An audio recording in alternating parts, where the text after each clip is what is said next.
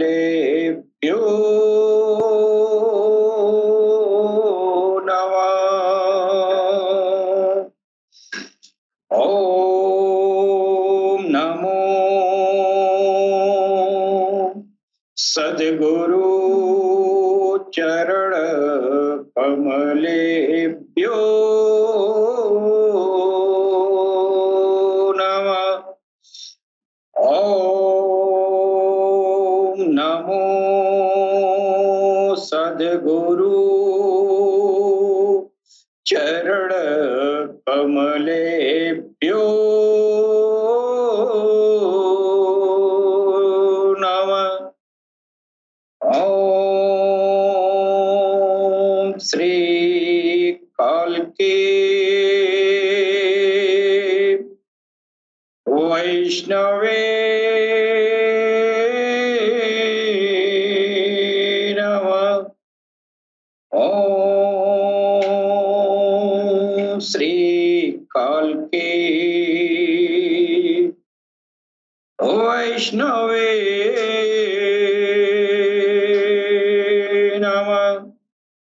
ओम श्री कल्की वैष्णवे नमः। ओम नमो नारायण।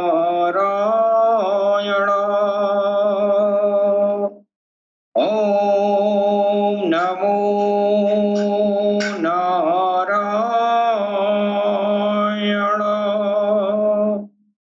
ओम नमो नारायण।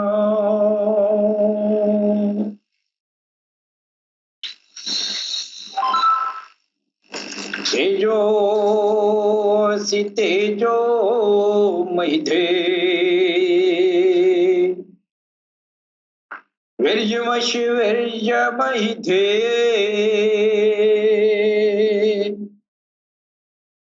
पश्येम शरदशतम् जीवेम शरदशतम् शृणुयाम शरदशतम् प्रब्रवाम शरदशतम् अधिनाहस्याम शरदशतम्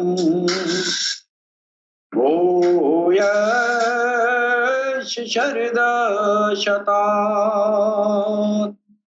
ओम शं नो मित्र संवरुणः शं नो भवत्वर्यमा शं नो इन्द्रो बृहस्पतिः शं नो विष्णुरुक्रमः।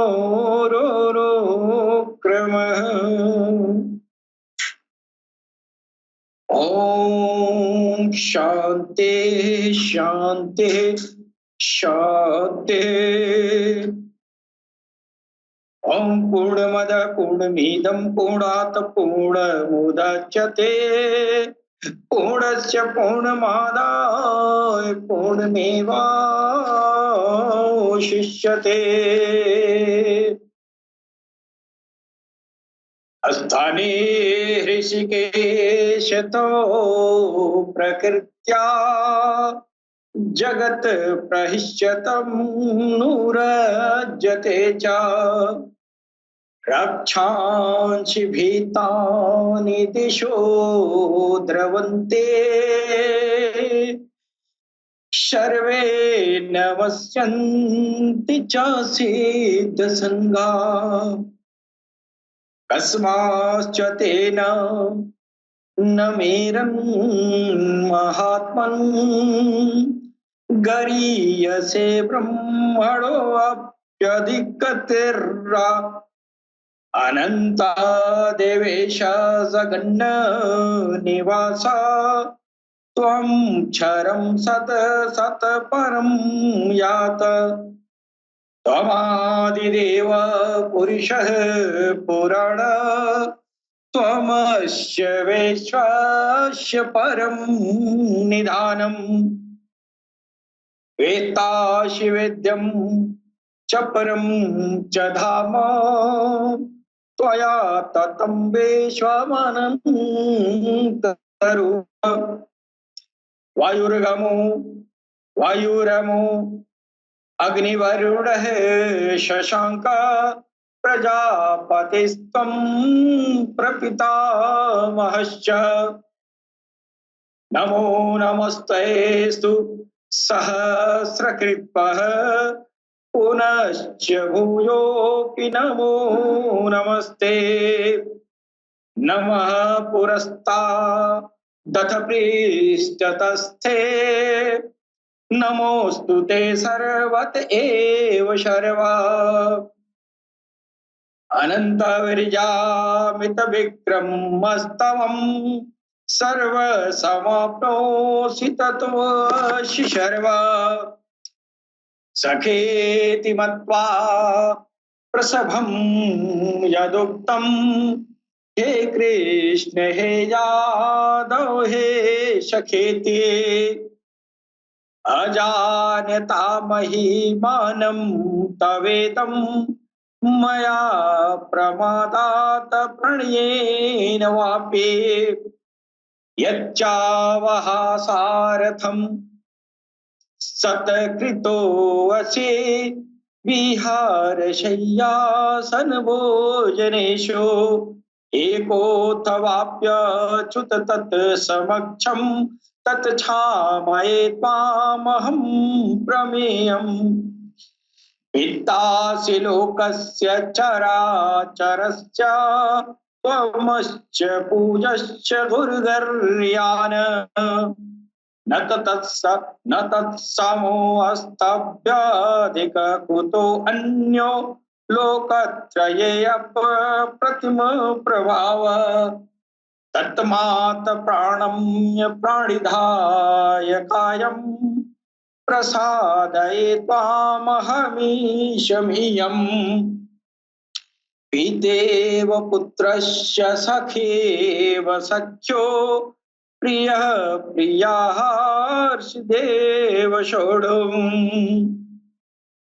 यदा यदा हि धर्मस्य ग्लानिर्भवति भारत अभ्युत्थानं धर्मस्य तदात्मानं सृजाम्यहम् परित्राणाय साधूनां विनाशाय च दुष्कृतां धर्म संस्थापनार्थाय संभवामि जुगे जुगे वक्रतुंड महाकाय सूर्यकोटि संप्रभ निर्विघ्नं कुरु मे देवं सर्वकार्येषु सर्वदा ओम गंगणपतये नमः ओम गंगणपतये नमः ओम गंगणपतये नमः ओम गंगणपतये नमः। सर्वप्रथम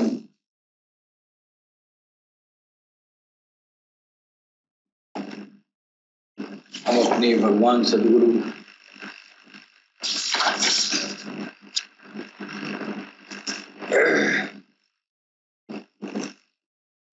सैयदी यूनुस गौहर जी महाराज की चरण कमलों में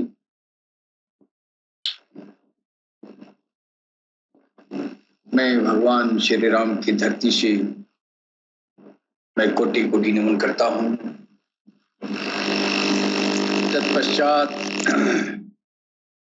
हमारे जितने भी भाई बंधु जो पूरी दुनिया में प्यार और मोहब्बत का पैगाम इंसानियत के दिलों तक पहुंचाते हैं, उन सभी भाई बंधुओं को मैं सर नवा कर प्रणाम करता हूं।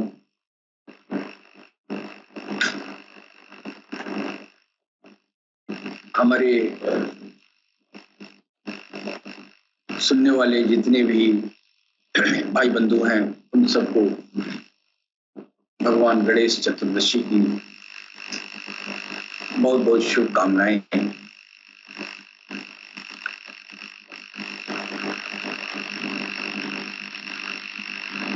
मित्रों, हम ऑल इंडिया हावर के प्रोग्राम के जरिए इंसानियत के दिलों तक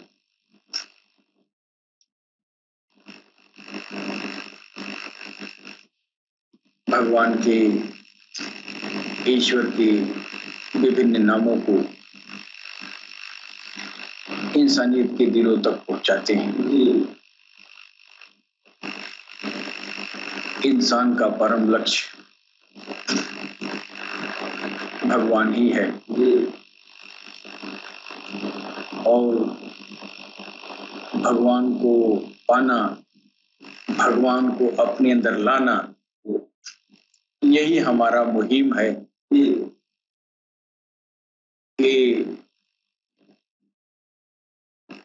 इंसानियत के दिलों तक, इंसानियत के दिलों को भगवान से जोड़ दिया जाए।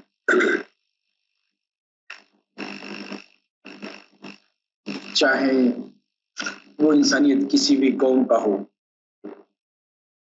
हमारा जो अलरा टीवी प्लेटफॉर्म है, उस प्लेटफॉर्म पर किसी भी दीन धर्म का अपमान नहीं किया जाता है। हम सबका आदर और सम्मान करते हैं। हम सभी धर्मों के पेशवाओं के आगे सर नवाते हैं और समस्त धर्मों के जितने भी पेशवा हैं वो समस्त इंसानियत के लिए उनका पैगाम है। अलग अलग दौर था लेकिन सबका एक ही लक्ष्य था। भगवान श्री राम का जो दौर था वो भी ईश्वर की तरफ इंसानियत को बुलाना था। भगवान श्री कृष्ण का जो दौर आया वो भी जो है ईश्वर की तरफ इंसानियत को लाना था, इंसानियत को मोक्ष तक पहुंचाना था, जो इंसानियत का उनका परम लक्ष्य है। उसके बाद से हजरत आदम सफीउल्लाह का आना हुआ। उनका भी लक्ष्य यही था कि इंसानियत को उसके रब से जोड़ दिया जाए। फिर हजरत इब्राहिम अलैहिस्सलाम का आना हुआ। उनका भी लक्ष्य इंसानियत के कल्याणार्थ, इंसानियत की मोक्ष की राह पे चलाना, ईश्वर के दोस्ती की तरफ बढ़ाना। उसके बाद से हजरत मूसा अलैहिस्सलाम, उनका आना हुआ। उनका भी यही लक्ष्य था, इंसान ईश्वर की तरफ आए और ईश्वर से हम कलाम हो सके। उसी क्रम में ईसा मसीह भी दुनिया में आपका आगमन हुआ और ईसा मसीह का जो पैगाम था वो इन सबसे निराला।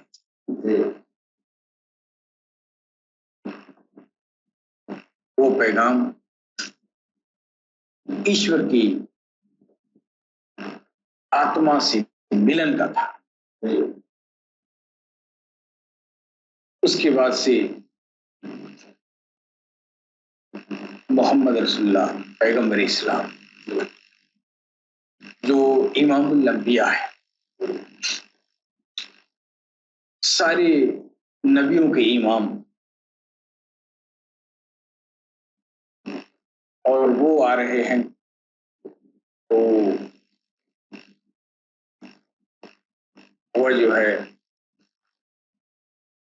फकीरी का सर्वोत्कृष्ट ज्ञान लेके आ रहे हैं।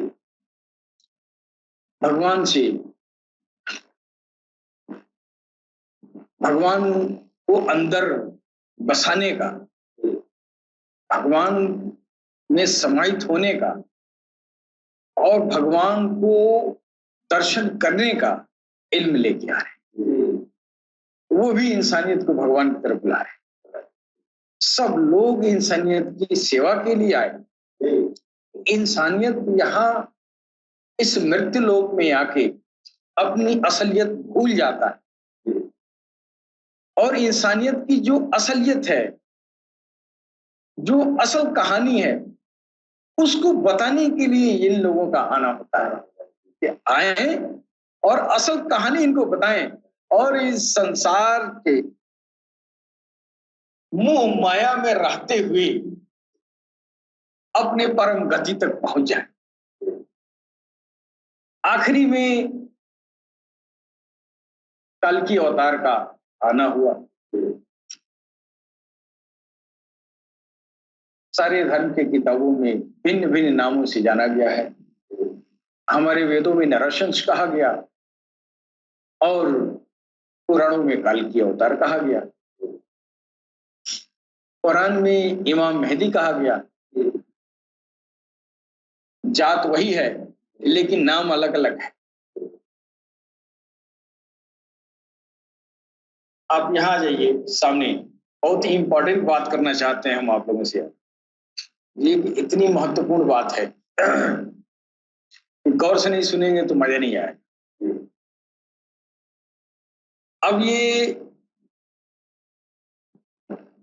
वो काल्कि अवतार आ गए। अब जब काल्कि अवतार आ गए तो वो भी कुछ लेके आए होंगे ना इंसानियत के लिए, और वो चीज लेके आए होंगे जो पिछले जितने लोग आ चुके हैं वो लोग उस चीज को नहीं लाए होंगे। सबका अपना अपना सौदा था, अपना अपना सौदा लेके सारे अवतार, अंबिया, मुरसलीन, नबी, है ना, पैगंबर, ये लोग क्या थे, ये अपना अपना माल लेके आए थे। और माल क्या था? ईश्वर के तरफ ले जाने वाला इल्म और ज्ञान था। वही उनका सौदा था और इस दुनिया के बाजार में लेके आए, है ना। सब लोग अपना अपना सौदा लेके आए। सब लोगों का सौदा एक से एक बढ़ के एक था, एक से बढ़ के एक था। लेकिन जो लास्ट में जब सब लोगों का आना बाकी हो गया, सबका आना हो गया, अब बाकी जो बचे कल्कि अवतार इमाम मेहदी अलैहिस्सलातु वस्सलाम, अब वो चीज जो चीज लेके आएंगे इंसानियत के लिए वो तो सबसे अनोखा होगा ना। इसलिए एक के बाद दिगर जो आते रहे वो पहले वाले से एक सीढ़ी बढ़ के ज्ञान लेके आए, है ना। और मोहम्मद रसूलुल्लाह पर सारा ज्ञान का सीमा पूरा हो गया। अब कल्कि अवतार आएंगे तो और कौन ज्ञान लेके आएंगे? कल्कि अवतार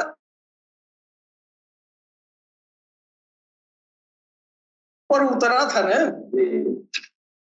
जो इतना ज्ञान उतरा था तो सारा ज्ञान दुनिया को वालों को नहीं दिए, क्योंकि एक जिंदगी नाकाफी रही उनकी उस इल्म को बयान करने में। जितना इल्म ईश्वर की तरफ से उनको मिला था, 63 साल की आपने दुनिया की उम्र पाई।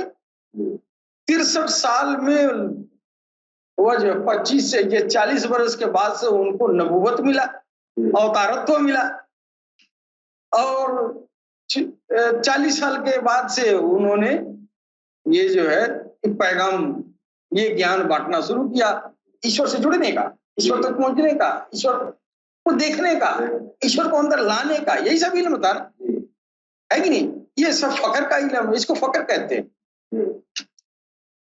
तो ये फकर का इल्म लेके आए। अब ये सारा इल्म जो है उतरा तो उन्हीं के ऊपर, इसलिए कि वो लास्ट आखिरी अवतार होंगे ना, अवतार आखिरी नबी होंगे, आखिरी मुर्सिल होंगे, उसके पास कोई मुर्सिल आना नहीं है। लेकिन उसी कुरान में आ रहा है कि इमाम मेहदी भी आएंगे, इनके बाद इमाम मेहदी आएंगे, और हमारे वेद कह रहा है कि नरशंस होंगे, और कुरान कह रहा है कि कल्कि अवतार होंगे। अब इनका जो सारा इल्म वहां खत्म हो जा रहा है और उनसे बड़ा इल्म वाला चूंकि आखिरी में आया, आखिरी में जो आया होगा वो कुछ उच्च स्तर का ज्ञान लेके आया होगा ना। अब उस ज्ञान का सीमा जो है वहां पूरा हो गया। इसलिए पूरा हो गया कि इंसान के अंदर जो है 5 तरह के, ये 7 तरह के ये जो है ये लताइफ होते हैं। उन्हीं लताइफों का इल्म ज्ञान जो है मोहम्मद रसूलुल्लाह तक पूरा हो गया। कलबरू शेरी खफिया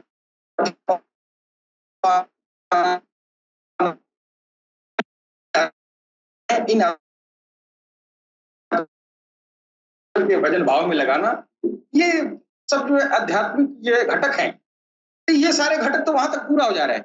लेकिन जो कल की अवतार उनके बाद जो आने वाले हैं, फिर वो क्या लेके आएंगे? वो लेके आएंगे वही चीज कि जो अब तक धरती पर नहीं आया। कुरान एक ऐसी किताब है जिससे लेटेस्ट धर्म ग्रंथ है, और कुरान के अंदर कुछ ऐसे अक्षर लिखे गए हैं जिन अक्षरों का माना मतलब किसी को नहीं मालूम।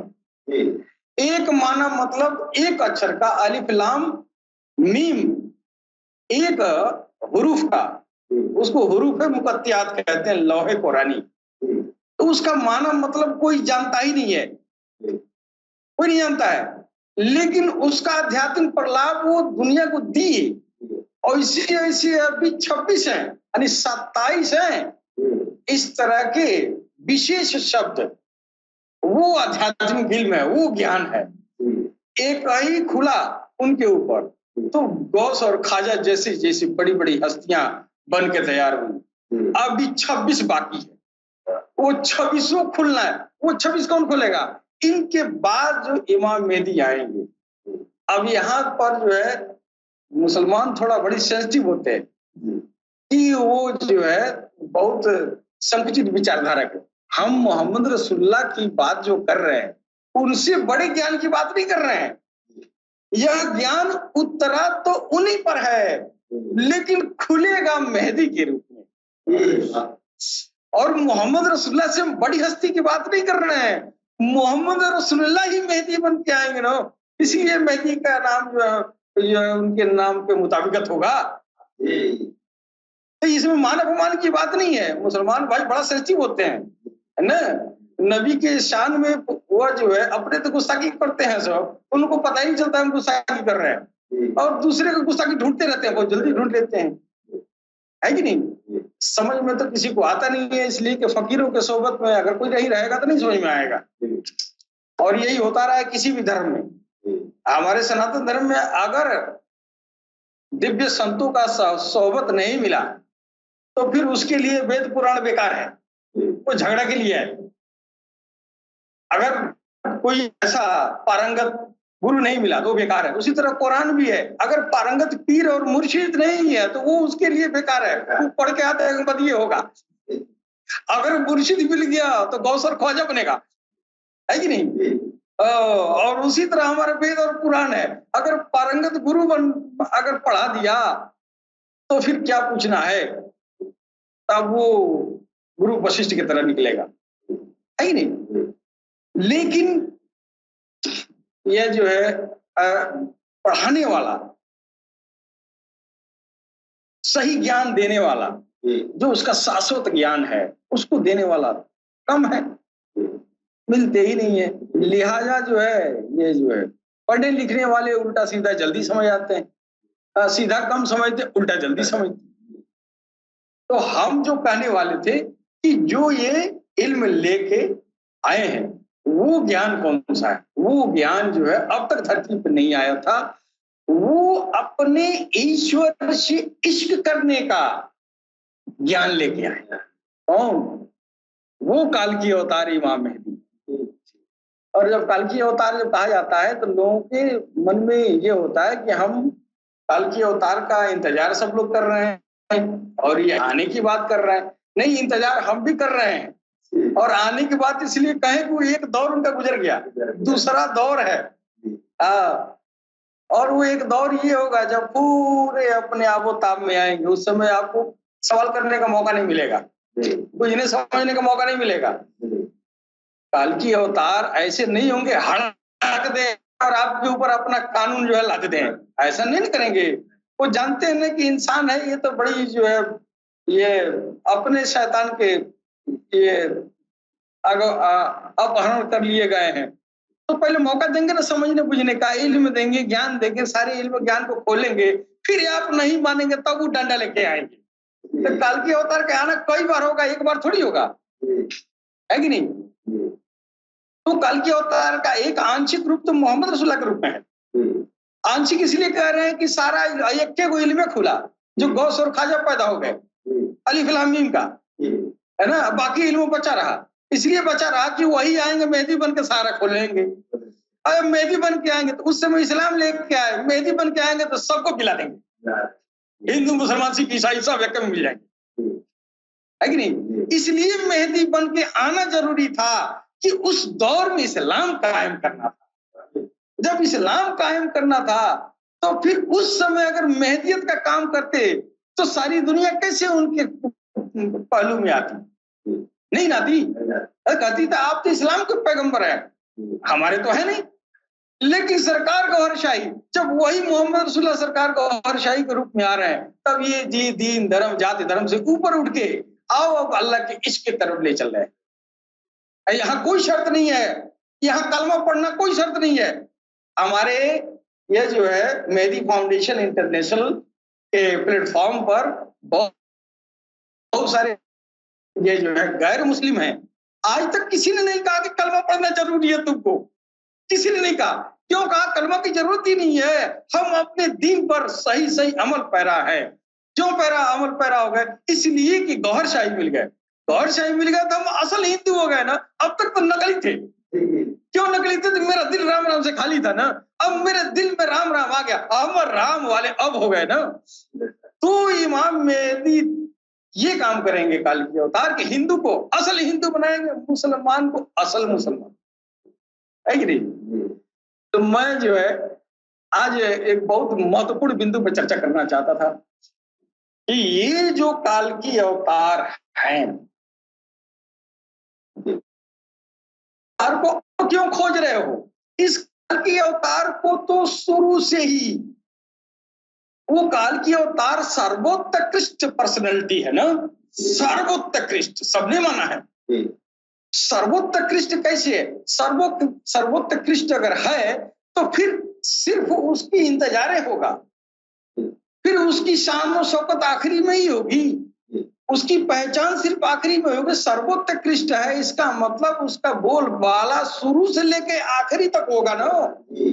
जब से ये जो है ये सृष्टि बनी तब से उसका योगदान होगा, है कि नहीं? उसकी पहचान होगी, उसकी अभिनय होगी, उसका अपना काम होगा, है कि नहीं? इसलिए कि सर्वोत्कृष्ट है ना, सबने उसकी सर्वोत्तम उसकी जो है शान को सबने स्वीकार किया है।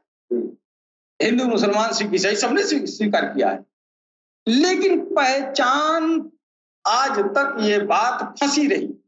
हम काल की अवतार का शनाख्त जुगों जुगों से है। हाँ, जब से आदम सफीउल्लाह आए इस धरती पर तब से उनका आना है। ऐसा नहीं है कि ये नई बात है। कैसे आना हुआ? हजरे अस्वद जो है, इस हजरे अस्वद को ये जो है एक पत्थर है और मुसलमान एक जन्नत का पत्थर समझते हैं, इसके अलावा कुछ नहीं समझते। जबकि हजरे अस्वद की शान काल की अवतार की बदौलत है। ये बहुत छुपी हुई बात है, ये काल की अवतार की बदौलत है। और ये काल की अवतार सबके आने के बाद, सबका लेखा जोखा देखने के बाद आखिरी में इनको ये सामने आएंगे। अब ये जो है उसी स्वर्ग के पत्थर को जो हजरे अस्वद के नाम से आज जाना जाता है, उसी पत्थर को हम महाशिवलिंगम कहते आए हैं। और उस पत्थर से हमारी रसाई जब वहां नहीं हुई तो हम उसी पत्थर के नकल पे पत्थर पूछते रहे ना। असल पत्थर तो वो है जिसमें काल का चिन्ह, पहचान, उनका जो है प्रतीक मौजूद था। हम इसलिए वो पत्थर पूजते हैं कि कल के अवतार का प्रतीक है उसमें। शिवलिंगा का मतलब है होता है कि शिव मने वो ईश्वर, और लिंगम मने होता है प्रतीक, छवि, आकार, प्रकार, अक्ष। इससे मतलब होता है लिंगम का। लेकिन तोड़ मड़ोड़ के इसका अर्थ का अनर्थ करके वो मुमकिन है, दौर गुजरता है तो एक छोटी सी बात को बढ़ाते बढ़ाते लोग जो है ओरिजिनलिटी से सिर्फ बिल्कुल अलग हो जाता है कि नहीं? लेकिन ये असल शिवलिंगम का मतलब यही है कि वो ईश्वर का प्रतीक है, यानी उसमें कुछ है जरूर, ईश्वर से संबंधित कोई भेद छुपा है, इसलिए हम उसको शिवलिंगम कहते हैं। अब यह बात जब दुनिया वाले भूल गए तो हमारे लोग क्या किए कि इसको दूसरी तरफ मोड़ दिए। असल कहानी तो भूल गए। असल जो कहानी थी कि वो शंकर भगवान जो स्वयंभू मनु कहा गया, स्वयं उत्पन्न वाले होने वाले इंसान स्वर्ग से उतारे गए, वही इस्लाम में कह रहे हैं कि आदम सफीउल्लाह उतारे गए। जब आदम सफीउल्लाह उतारे गए तो साथ में एक पत्थर लेके आए थे। अच्छा, उनको एक पत्थर लेके आने की क्या जरूरत है? यहाँ तो बहुत पहाड़ पर्वत है, तो पत्थर क्यों लेके आए? वो पत्थर ले आने के पीछे कोई ना कोई मकसद होगा ना। ऐसा नहीं कि एक भारी भरकम पत्थर ईश्वर अल्लाह ने दे दिया कि ये भी लेकर ढोते रहिए, ऐसे थोड़ी ढोते थे। उसमें कोई खास हिकमत थी पत्थर में न। हाँ, वो पत्थर में उसी काल की अवतार का चेहरा उसमें मौजूद था। हाँ, और उस चेहरे का कितना काम है, दुनिया में जितने भी इस धरती का कल्याण है, सबका कल्याण उस महाशिवलिंगम में निहित है कि नहीं? अब मैं बता रहा हूं कि कैसे निहित है। आज भी हमारे सनातन धर्म के लोग आज भी शिवलिंगम की पूजा होती रही है, और इस तरह जोरों शोर से होती है, और हम अपनी जिंदगी का सारो दारो मदार उस पत्थर पर हम रख देते हैं कि तेरे ही बदौलत मेरी जिंदगी की ये लौकिक और पारलौकिक जिंदगी का दारो मदार आए पत्थर तेरे अंदर है, तेरे से है। और उस पत्थर का नाम न रख के कहते हैं हे शिव भगवान, सारा मेरा जिंदगी का दारो मदार आपके ऊपर है। और कालों से लोग पूछते आ रहे हैं ना। अब ये पत्थर का पूजना, यह जो है जहां से पत्थर आया है, वो पत्थर जो लेके आया है, उस पत्थर की अहमियत वहां भी होगी ना। और उस पत्थर को जब नीचे उतारा गया तो साथे साथे पत्थर को भी पहुंचा दिया कि ये भारी भरकम चीज लेके रखे रहिए। अब वो भारी भरकम पत्थर, उसी पत्थर को हम शिवलिंगम कहते हैं, मुसलमान हाजिर असवद कहते है कि नहीं? कोई हाजिर असवद कहता है, और उसी को अन्य धर्म वाले उसको ताबूते सकीना कहते हैं। अब मैं ताबूते सकीना का मैं जो है ये छोटा सा मैं आपको ब्रीफ हिस्ट्री में बताना चाहूंगा कि वो ताबूते सकीना और सारे कौम वाले ताबूते सकीना को आज तक खोज रहे हैं। उसको कहा गया है ताबूते सकीना को अंग्रेजी में आर्क ऑफ कन्वेनेंट। आर्क ऑफ कन्वेनेंट हम सनातन धर्म में क्या कहते हैं? शिवलिंगम। अंग्रेजी में क्या कहा गया? Arc of कन्वेनेंट। आर्क का मतलब होता है ज्योति।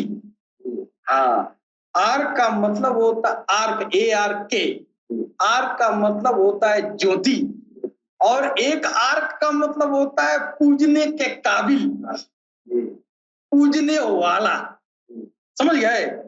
पूजने के योग्य। और कन्वेनेंट का मतलब होता है एक तरह का नियम, वचन पत्र, प्रतिज्ञा पत्र।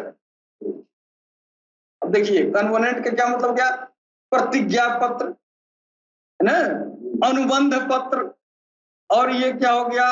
ये जो है प्रतिज्ञा पत्र। अब इससे क्या मतलब है भाई, आखिर इसको प्रतिज्ञा पत्र, ये उस ताबूत सकीना को प्रतिज्ञा पत्र क्यों कहा गया?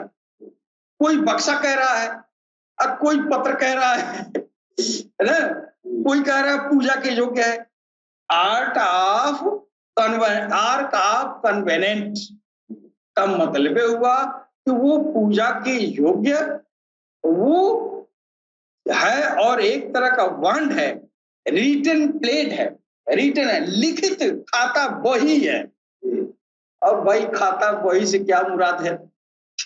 ये बात हमको समझ में नहीं आ रही थी कि ये कन्वेनेंट जो शब्द है इसका मतलब खाता बही हो रहा है, ये बॉन्ड हो रहा है, ये जो है ये प्रोसेसरी नोट इसको बोलते हैं, एक वादा का लिखा पढ़ा ना, प्रोसेसरी नोट उसको कहते हैं, उसको प्रतिज्ञा पत्र कहते हैं, उसको वचन पत्र कहते हैं। अब एक तरफ पूजा के काबिल है, एक तरफ वचन पत्र है। अब ये बात समझ में आती है। और नाम रखा आर्क ऑफ कन्वेनेंट, कन्वेनेंट, और उसी को अरबी लोगों ने उसको कहा ताबूत सकीना, और उसी को जो है महाशिवलिंगम कहा गया। अब तीनों चीज अलग अलग दिखाई दे रहा है ना। एक शिवलिंगम कह रहा है, उसका अर्थ हो रहा है भगवान की छवि, मैंने शुद्ध अगर अर्थ हिंदी में लिखा जाए तो भगवान की छवि। शिवलिंग का मतलब हो गया भगवान का प्रतीक। और एक हो गया ताबूत सकीना, ताबूत माने होता है संदूक, और सकीना में होता है मतलब होता है कृपा, है ना। तो ये कृपा और ये जो है रहमत एक ही चीज है। तो एक जगह उसको कहा जा रहा है रहमत का बक्सा, यानी कृपा का संदूक, कृपा का संदूक। और अंग्रेजी में कहा जा रहा है वो पूजने योग्य, वो ये इश्तिहार यानी प्रोसेसरी नोट। क्या है? प्रोसेसरी नोट यानी बॉन्ड, रिटन प्लेट। जैसे आपसे हमसे कोई किसी वादा पर दस्तखत हो गया और उसको मोहर लगा के रख दिया गया, इसको कहते हैं प्रोसेसरी नोट, इसको कहते हैं बॉन्ड, रिटन प्लेट है, ये प्रतिज्ञा पत्र है। तो अब जो आज तक ये शकीना का, ये ताबूत सकीना का जो इंतजार किया जा रहा है, दुनिया इस पर गौर नहीं करती है कि अलग अलग भाषाओं में अलग अलग नाम है, उसका अलग अलग अर्थ है। अर्थ को जब पकड़ेंगे तब पता चलेगा ताबूत सकीना कहाँ है। आज तक ताबूत सकीना लोग खोज रहे हैं। और सबसे विडंबना की बात यह है कि उस अफजल चीज को वो हिंदू भी, ये जो है ईसाई भी खोज रहा है ना, मुसलमान भी खोज रहा है और यहूदी भी खोज रहा है ना। फिलिस्तीन में झगड़ा भी हो रहा है उसी की वजह से। और फिलिस्तीन में जो हो रहा है ना, इजराइल वालों का जो है, वो फिलिस्तीनी वालों का जो है वो मस्जिद है, मस्जिद के नीचे कह रहे हैं, इजराइलिया कह रहे हैं कि मेरा ताबूत सकीना उसी में है ना, इसीलिए उसको मस्जिद तो तोड़ रहा है, इसी के अंदर छुपा के रखे ना। अब देखिए तमाशा, हमारे सनातन धर्म का दुर्भाग्य यही है कि इतने अफजल चीज को, इतनी बेशकीमती चीज जो आदि से झगड़ा आ रहा है, उस झगड़ा में हम नहीं है उस झगड़े में यहूदी, ईसाई और ये जो है मुसलमान जो लड़ रहे हैं, उस झगड़े में हमको भी पढ़ना चाहिए। क्यों पढ़ना चाहिए? तो मेरा भी है ताबूत सकीना, मेरा भी है। अरे हम ताबूत सकीना नहीं कर रहे हैं, लेकिन हम उसको शिवलिंगम कह रहे हैं। तो हम तो झगड़ा अपना इसलिए बढ़ा दिए कि मुसलमान जब कौम आ गई तो मुसलमान जो है हिंदुओं को जाने नहीं देते हैं उस शिवलिंगम को पूजने के लिए, है ना। पूजते तो वो भी है, पूजते तो वो भी है। वो कहते हैं पूजते नहीं, हम चुनते हैं, और हम कहते हैं पूजते हैं। अरे सर हम भी लड़ाते हैं, सर तुम भी लड़ाते हो। पूजते तो तुम भी हो, पूजते तो हम भी है। अंतर समझने का है। तू कहता है हम चुनते हैं, हम कहते हैं पूजते हैं। बातें क्या हुआ? चुमना और पूजना, चुमना और सर लड़ाना है, होठ लड़ाना, माथा लड़ाना, बातें क्या हुआ, है ना। लेकिन अब हमको तू काफिर मुनाफिक कह देता है, तू पत्थर को पूजने वाला कह देता है। अब तुम उसी को पूछता है, तू कितना वो हज कर ले, कितना भावर घूम ले, अगर हजर अस्वद को नहीं चूमता है तो तेरा हज नहीं होगा। इसका मतलब तो हज का सारा दारोमदार उसी पत्थर में है कि नहीं, उसी पत्थर में। और हमारे जो ऋषि महर्षि लोग हैं, क्या कहा जाए, उस झगड़े में हमको भी पढ़ना चाहिए, इसलिए वो ताबूत सकीना मेरा भी है, हमको भी मिलना चाहिए, है कि नहीं। तो हम तो अपना जानते ही नहीं है कि ताबूत सकीना के लिए हम दावेदार हो। उसकी अजमतें भूल गए, बातें भूल गए, मुख्य धारा से हट गए, उस ताबूत सकीना के झगड़े से निकल गए। हालांकि वो इस्राइल में जो झगड़ा हो रहा है, किसी को मालूम नहीं है ताबूत सकीना कहाँ है। वो लोग शंका पे मर रहे हैं सब कि ताबूत सकीना इसी में है ना। और वो ताबूत सकीना इजराइलियों के लिए इतना बड़ा रहमत और कृपा का पात्र था, उसकी बदौलत ईश्वर की कृपा बरसती थी। उसके लिए वो झगड़ा करते हैं कि वो मिल जाए तो मेरी सल्तनत आज भी मिल जाएगी। वो ताबूत सकीना वही आर्क ऑफ कन्वेनेंट, आर्क ऑफ कन्वेनेंट। अब मैं 10 मिनट का समय है, मैं बात तो बहुत जरूरी करना चाहता हूँ कि आर्क ऑफ कन्वेनेंट क्यों कहा गया। लेकिन पहले ये बात आप लोगों को नहीं मालूम है, मुसलमान भाई तो जानते हैं ताबूत सकीना का झगड़ा तो कितना लोग जो है कितना इंतजार कर रहे हैं, है कि नहीं। तो ये ताबूत सकीना का जो मामला है वो मेरा भी है, और हम भी नहीं पहचान पा रहे हैं, न ईसाई पहचान रहे हैं, न मुसलमान पहचान रहे हैं, है ना, न यहूदी पहचान रहे, तो अपने पगलाए हैं सब, है ना। और तलाश सबको है, जरूरत सबको है, लेकिन पा कोई नहीं रहा है। असल बात यह है कि वो ताबूत सकीना वही हजर अस्वद है, वही शिवलिंगम है जो खाना काबा में नस्ब किया गया है। उसी में सब कुछ है, और उसमें सरकार गोहरशाही का चेहरा प्रकट है।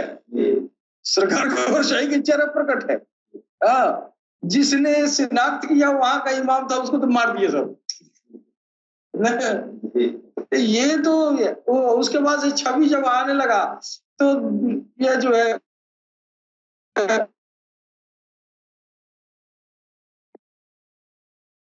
प्लास्टिक पेंट किए हैं सब ना, पता नहीं क्या क्या किया, नया नया तस्वीर रिलीज करते, लेकिन वो प्रकट हो गई। प्रकट नहीं हुई तो फिर ढांपते क्यों हो, है कि नहीं। ताबूत सकीना तो उधर पड़ा हुआ है, इधर मस्जिद अक्सा को तोड़ने में लगे हुए हैं। इधर इजराइल जो है कोई कह रहा है यहाँ पर है, कोई इस देश में है, कोई उस देश में है, इस तरह की बात लोग कह रहे हैं। अब मैं ये कहना चाहता हूं कि हम शिवलिंगम को उतना ही मान्यता से पूजते हैं जितनी मान्यता से इजराइल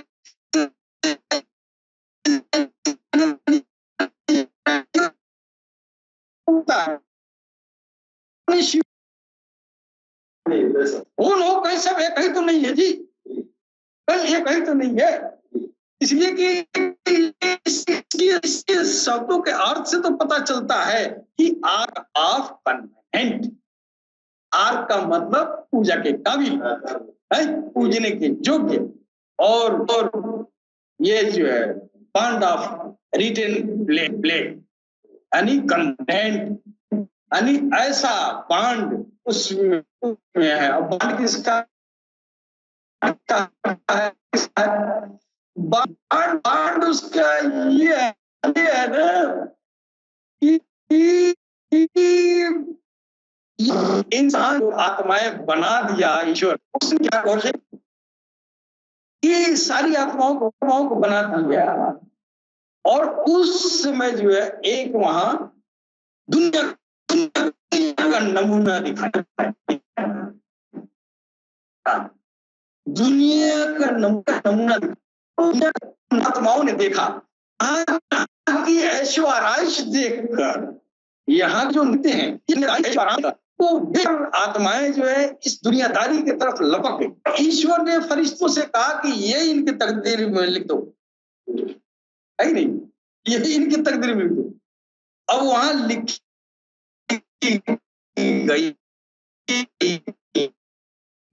का वो जो है नमूना दिखाया गया। तो जन्नत के साथ जन्नत है, स्वर्ग है, सातों स्वर्ग का अलग अलग नमूना दिखाया गया। तो जब पहला नमूना दिखाया गया, दूसरा, तीसरा, सब लोगों ने देखा। अब वो उस जन्नत की तरफ जो है तमाम रूहें, आत्माएं उनकी तरफ लपकी, है ना। तो जो रूहें जिस जन्नत की तरफ लपकी वो उसकी तकदीर में लिख दी गई।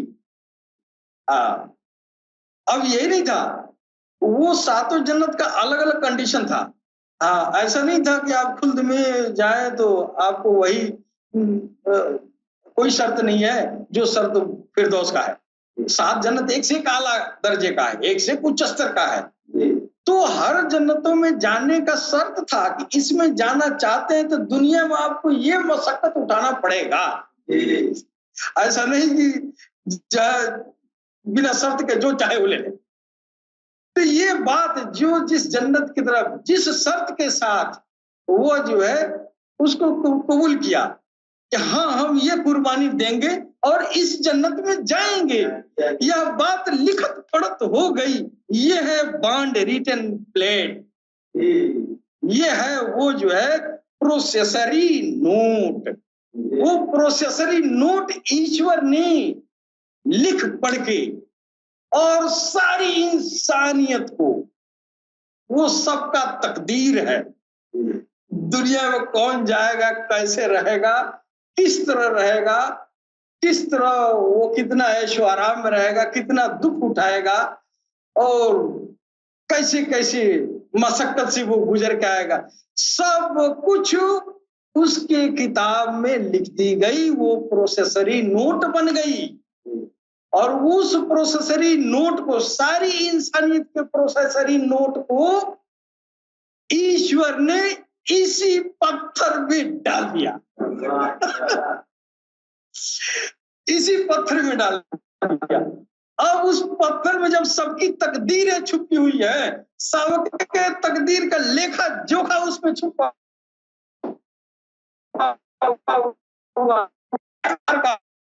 आ जाता है। क्योंकि ज्ञापत्र का वो पूजने योग्य, वो समान है। इसके अलावा उसमें जो है उस हजर अस्वद में बहुत सारे अवतारों की ये जो है वो पहचान निशानियां उसमें है।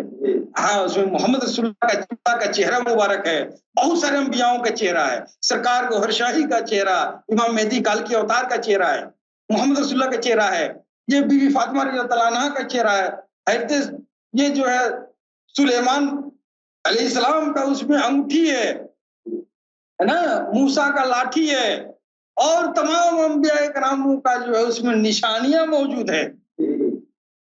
अर्थात उस हजर अस्वद अर्थात वो शिवलिंग से सारे अवतारों का आध्यात्मिक प्रलाभ उसी पत्थर से मिलेगा। इसलिए हम पत्थर पूजते हैं यार। पत्थर पूजने के पीछे ये मकसद है। पत्थर पूजना खराब नहीं है, उस पत्थर की अजमत उस जमाने से है जो आज जो है दुनिया वाले भूल गए और हमको कहते हैं ये पत्थर पूजवा है। हम पत्थर पूजवा इसलिए है कि वो पत्थर जन्नत से आया था और उसको भेजा गया था। इसकी विशेषता कुछ और है, उसमें हमारे रब का चेहरा है।